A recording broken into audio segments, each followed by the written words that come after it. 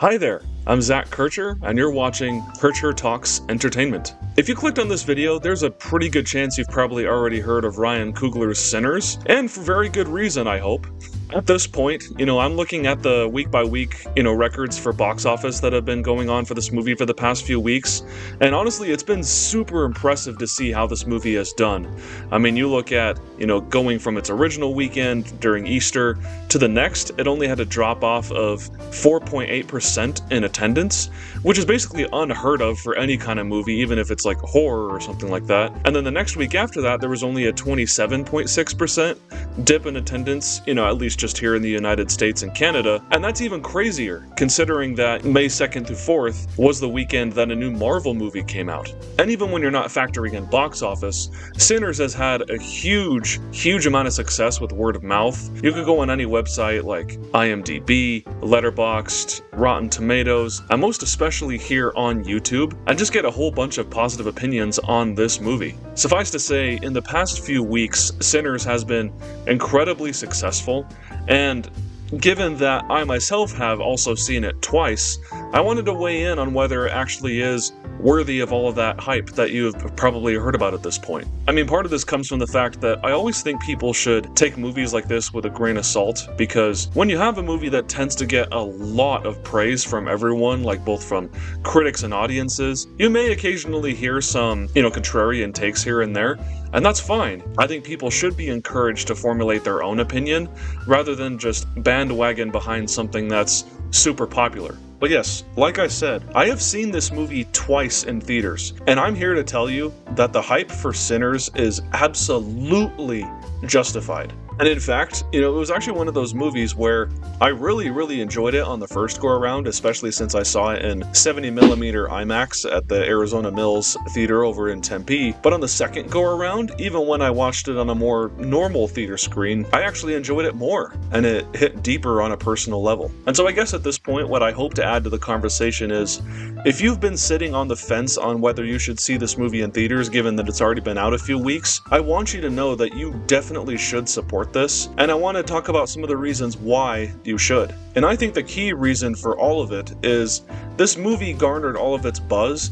because it is equal parts popcorn entertainment that also has more on its mind than just, vampires and gore and blues music. So Sinners is an original film that comes from writer-director Ryan Coogler, who gave us the first Creed movie, as well as the two Black Panther films in the MCU. But needless to say, this is his first original movie in at least over a decade, and it follows two twin brothers that are played by Michael B. Jordan, in which those two are gangsters that are originally from Mississippi, but then they went to Chicago for a while, but then eventually they decide to come back to their home in the Mississippi Delta and use some money stolen from the mob in order to build what is called a juke joint, which is more or less like the black community's equivalent of like a speakeasy, where they can come together as a community and play blues music, enjoy some good alcohol, and just have some good time. And somewhere along the way, vampires get involved, and that's pretty much where I'll leave it. Now, what I appreciate about how Ryan Coogler approached this material is that it's in keeping with his other films that he's made for studios. You can watch them how you would like any other blockbuster, such as the original Creed movie, like I said, or the two Black Panther films. They work well enough, Wakanda Forever, sorta.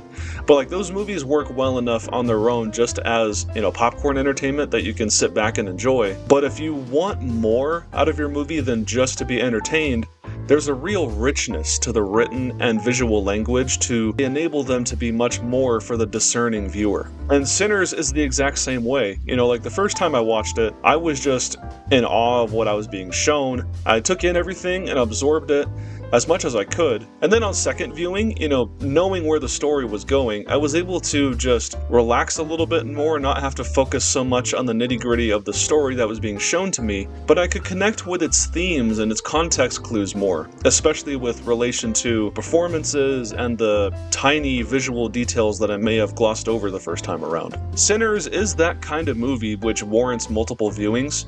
First of all, just because it's fun, but more importantly because of how much another rewatch can enrich one's experience. Now, when I did see this for the first time in IMAX 70mm, as I mentioned earlier, it was like at a 9:30 showing. It was almost a completely packed theater, and I can tell you this much, like, the audience was very into it. You could easily say that the film was curated for the theatrical experience, for how much it's able to pack into the frame, and for how well those big moments really hit. I've seen it 3 times this month.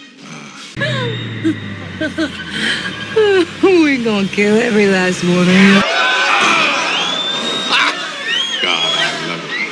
It was a lot of fun to experience that live for the first time, but then when I came back for the second viewing, knowing when some of these big reveals and these exciting moments were coming up, it was even more entertaining to kind of just sit back, wait for those things to happen, and then listen in for the reactions of the people around me. There was one moment in particular where the vampire stuff really kicks into high gear and the tension really just kind of explodes. At this particular moment, you know, when it got a very audible reaction from my first showing, I was just waiting to see how people would react the second time around. And there was this guy that was sitting right in front of my brother and I, who, as soon as the thing happened, he was like...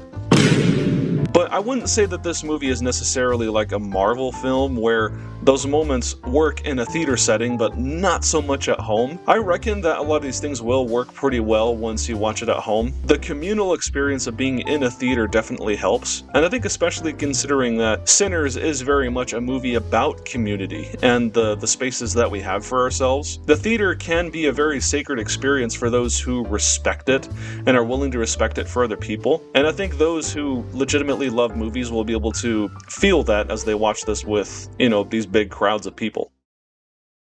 But yes, beyond just the simple fun and the joy that you can have from watching a movie on the big screen with this, I appreciate Sinners for how much it has offered, and I think will continue to offer on each new watch. And the key thing there is that it's not like this super complex film that you need to put on your, like, critic glasses in order to understand on a deeper level. No, it's not really that complex. It's pretty simple. The thing is, it's just rich with meaning and subtext. And I think that's the key. You know, you don't necessarily have to have a movie that's, you know, really dense with plot in order for it to be rewarding on multiple rewatches. You know, you can just have something that's really simple to where you can engage with the story on a very basic, entertaining level, but then come back to it hoping for more on a thematic scale. And that's what Sinners does. And something that helps with that is you can't really boil down this movie into just one specific genre. I mean, if you go onto like IMDb or Wikipedia, you know, those sites will tell you that Sinners is a horror movie. But of course, there are so many different ingredients of various genres, you know, such as horror, but also action, comedy, romance, drama, and even musicals. All of these things being in service of using genre as a vehicle for tackling weightier themes. I mean, Ryan Coogler simply could have just made a movie about vampires in the Jim Crow era and called it a day. Clearly that has worked for getting people in the door, but it has kept people returning, such as myself, because he did more to craft the story into something that is very rich and informed by historical context, which I think is a huge reason why it's resulted in this movie's unprecedented success, because it connects on a deeper level. I mean, even the fact that there are vampires in the story wasn't by accident, and it wasn't this thing that I assume was mandated by the studio. It feels like Ryan Coogler intentionally used vampire lore as a way to have a real tangible connection to the film's themes of community, cultural appropriation, religious oppression, and other ideas that I'm not going to get into so, you know, I can preserve the experience for those who don't want spoilers. Even though the presence of vampires in this story doesn't work perfectly with everything going on in this story, I will say that it does ultimately work for a lot of what Ryan Coogler is trying to say. And for me, I'm someone who's a low-key history buff. You know, I don't know everything about American history, let alone world history, but there are a lot of neat little details from a lot of different historical contexts that make this a more powerful story, to where if you're kind of like an observant viewer who wants to look into deeper things, understand the greater meaning of why filmmakers make certain choices in their story, yeah, I think this movie is very much informed by various events in history that make this a more powerful story. Rest assured that Sinners is a movie you can have fun with, but for lack of a better word, you can sink your teeth into.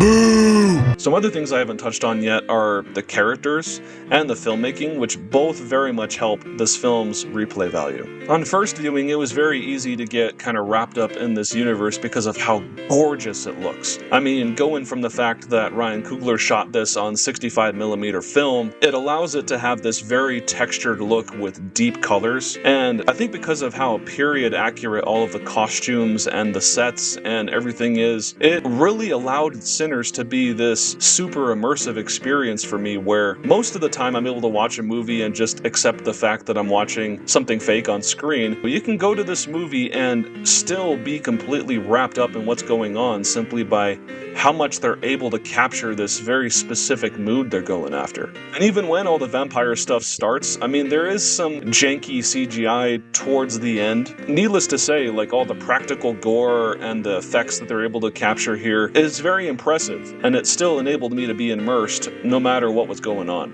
And yes, the characters do bring it all home. Michael B. Jordan's twin characters, Smoke and Stack. I think over time, when you talk about like horror movie protagonists, the Smokestack twins are going to be very popular in the canon of horror films in years to come. But also, I think we're going to really see a lot of people singing the praises of Miles Caton in the future. I hope I said that name right. This guy who plays Sammy, or Preacher Boy, whatever you want to refer him to, he is going to be a star. Not just because of the fact that he has a great singing voice, first and foremost, and he learned guitar for his musical scenes in this film, but he is so much the heart and soul of this story with how much emotion he's able to convey, and for this very careful balancing act he has to play where, you know, you have someone who is torn between wanting to please their father with the things he wants him to do, but also to escape into this more freeing lifestyle that he sees among like the people who are setting up this juke joint thing. That enabled me to really connect to these characters well, but also the side characters are nothing to scoff at either. They do a lot in order to enrich this story and make it something to where you care about their success and their survival as things get really dire here. And yeah, you know, it was a lot to take in on first viewing, but I was able to appreciate it even a lot more the second time I watched it. There is so much that I could say about this movie, but in short, I feel that it lives up to the hype because of that word I used, rich, but also how fulfilling of an experience it is. The characters are memorable, the filmmaking is stellar, and I have already listened to some of these songs in this score multiple times on Spotify, and I had an equal amount of fun and thoughts about its messages in the weeks since I watched it. I also look forward to owning a copy of the 4K Steelbook. If you want to see why this movie has had such a strong impact on me and so many others, I suggest you help this movie's dominance at the box office continue. You'll be doing filmmakers a benefit by showing that we want more original movies, and you'll also do yourself a service by watching one of the best movies that 2025 is probably going to offer. And that's it. Thank you so much for watching. If you enjoyed this video, please do give it a like and subscribe. For doing so does help me out, genuinely, and I will see you all in the next one.